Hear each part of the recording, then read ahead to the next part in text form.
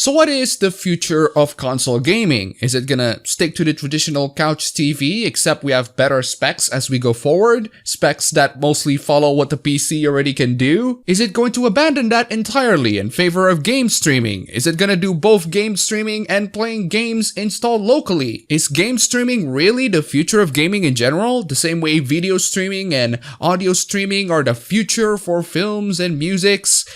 I really doubt so. Films and musics in general don't require a lot of bandwidth to stream, especially if you're willing to stream at lower qualities. Not only that, but these entertainment media are consumed passively, meaning that viewers don't really need to be active in order to enjoy it, except if you like furiously jamming with the tunes, or perhaps shouting at characters to make some really stupid decisions. Video games, however, is a very active entertainment media. You need to participate in the media in order for it to become fun and entertaining. You can't just sit back and let the game play themselves for you. There are exceptions to this rule, but in general, video games require you to become an active participant in it. You need to have a certain degree of control on it. You need to be able to control many aspects of the game, like the characters or navigating through the menus, etc. Thanks to the users, or in this case the gamers, being an active participant in the media, they need to be able to issue their commands as instantly as possible. When they push the left analog stick forward, the character needs to be able to move forward. When they select the attack button, the character needs to be able to attack. When they press one button, the game needs to be able to process the meaning of that button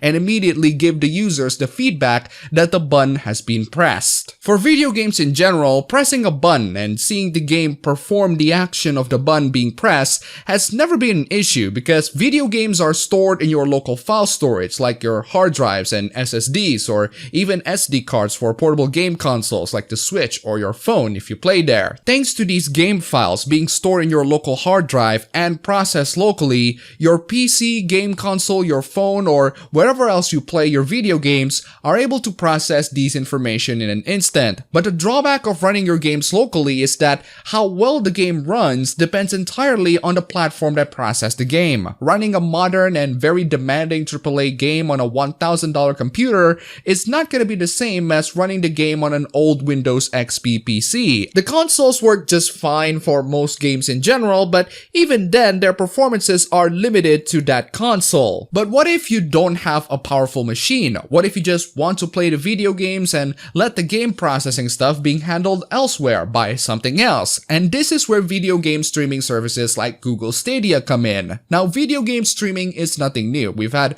OnLive years ago. We have the PlayStation Now service. Steam even has a feature called in-home streaming, which allows you to stream your games from one PC into another PC, and you don't even need the dedicated Steam Link hardware to do this, although this one works much better through a local network and you need to already have a good gaming PC in the first place. The idea of game streaming makes sense on paper at least. I mean, films and music have evolved into streaming, so video games should also evolve into streaming, right? But unfortunately, there are many variables at play here that makes it a very undesirable option for a lot of gamers out there. I'm not just specifically highlighting Google Stadia. I think the problem is pretty universal to a lot of game streaming services out there. But Stadia is the most prominent one that I hope can fix a lot of the issues that these game streaming services have for years.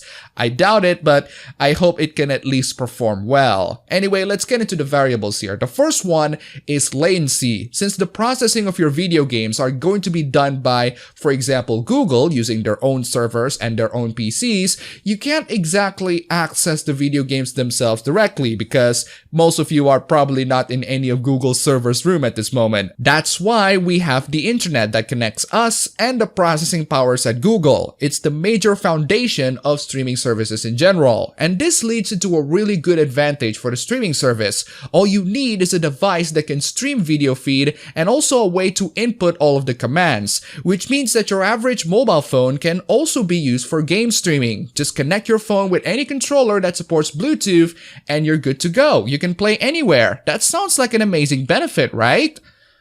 Not really, and this is where latency comes in. Latency simply means the delay between the command that you input and the response that will come. If the latency is very low, like in single-digit milliseconds, you will be guaranteed to see an instantaneous response in your inputs. However, if the latency is very high, like in thousands for example, which basically means in single-digit seconds, there will be a significant delay between the input and the response that it gives. These delays mean that you're not gonna have a very good gaming experience, especially when you're trying to play competitively, like in multiplayer shooters or fighting games which require instantaneous responses. People who are not using streaming services and playing their games locally are gonna have a competitive advantage because their commands arrive instantaneously while you have to wait for a couple more seconds before the game even registers your input. So is there a way to reduce latency when you try to stream your video games?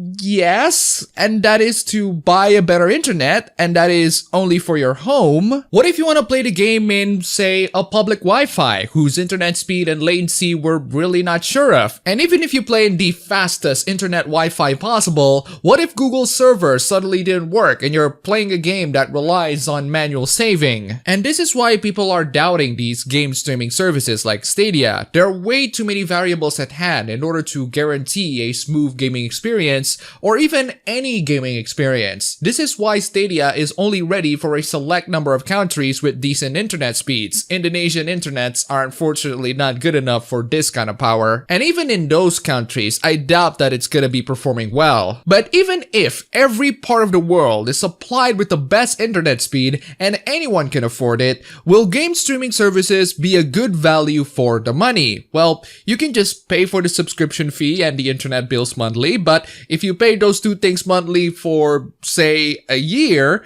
then it is absolutely possible for you to reallocate those money to buy a game console and having the added benefits of owning the games forever, better latency, and smoother experience in general. Okay, then how about we dismiss the internet bills in general and play the game in like McDonald's or something? That means that you're gonna have to go outside, which is an issue for certain people, and that also means that you're gonna have to deal with other users who are using the Wi-Fi, some of which can also be streaming video games like you. You have cheapened out on the internet bills, but your experience isn't guaranteed to be a smooth one, unless if you're nocturnal and you go to McDonald's at like 1 AM just to make sure no one else is using the internet. And this is assuming that you're only gonna be paying subscription fees, and also assuming that public internet is really good. If you have to buy the game separately, you're only adding unnecessary costs and risk when you can just buy a gaming console or PC and play the games just fine without any concerns for latency or Google servers messing up. By the way, Google Stadia requires you to buy the game separately,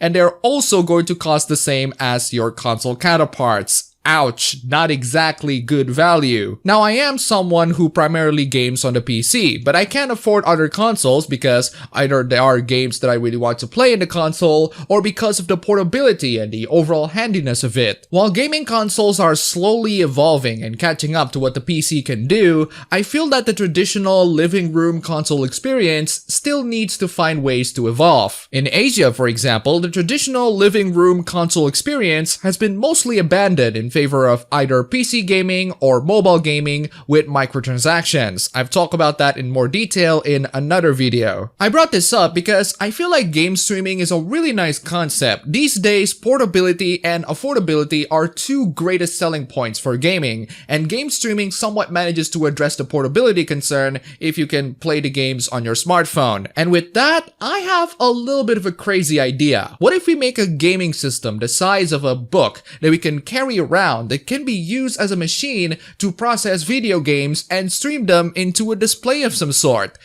Yes, I'm basically describing laptops, but what if you remove the display, the keyboard, the touchpad, optimize the battery because most gaming laptop batteries aren't that great, and program it so that when you turn it on, it allows to stream to an external display through wired connection or even wirelessly like your smartphone. If the issue for game streaming is latency, just bring the processing machine closer. It's kind of like Steam's local in-home streaming, PS4's PS Vita Stream, Xbox's Google's new xCloud service and Nvidia Shield's game stream are doing. Except instead of having a bulky PC or console to stream the game, we just need a more portable machine that can process the game without the needs of external power, like a laptop of some sort. I know that this is a wild and crazy idea, it'd be really expensive to implement, and you're gonna buy a console anyway, but regardless, the way we play our video games are getting better and better. We can play video games in front of our computer desks, living rooms, or even in the palm of our hands using machines that we can carry in our pockets. Modern gaming systems need to offer better features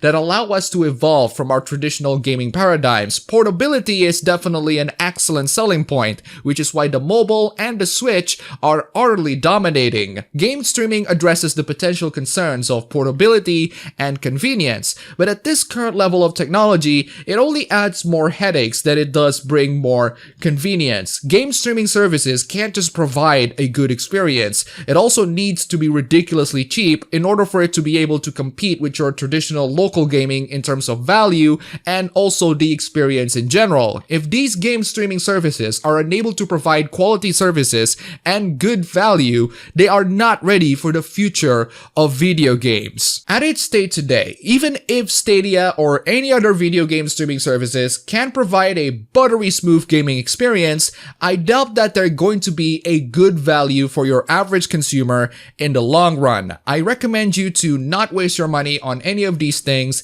and stick to the traditional local gaming experience, whether it be consoles or PCs. You'll be spending less money in the long run and you're gonna have a much better gaming experience. I can't believe that there's something that will unite the PC master race and the console peasants, but I suppose this is the one.